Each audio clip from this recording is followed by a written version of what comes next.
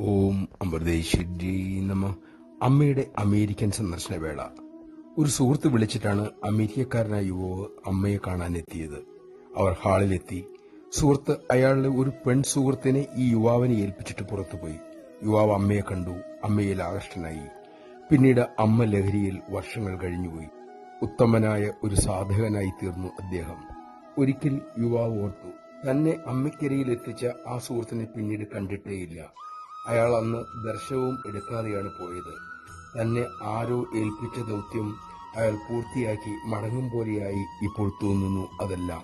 ചിന്തകൾ ആഴത്തിലേക്ക് പോയപ്പോൾ യുവാവിന് വെളിപ്പെട്ടു.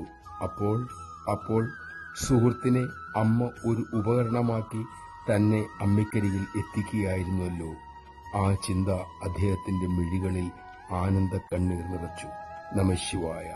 നമ്മെ ഓരോരുത്തരെയും അമ്മയുടെ സന്നിധിയിൽ എത്തിച്ചത് ആ പ്രേമമയി തന്നെയാണ്. ഇനി ആ സന്നിധി വിട്ടു പോകാതിരിക്കാൻ നമുക്ക് ശ്രമിക്കാം, പ്രാർത്ഥിക്കാം.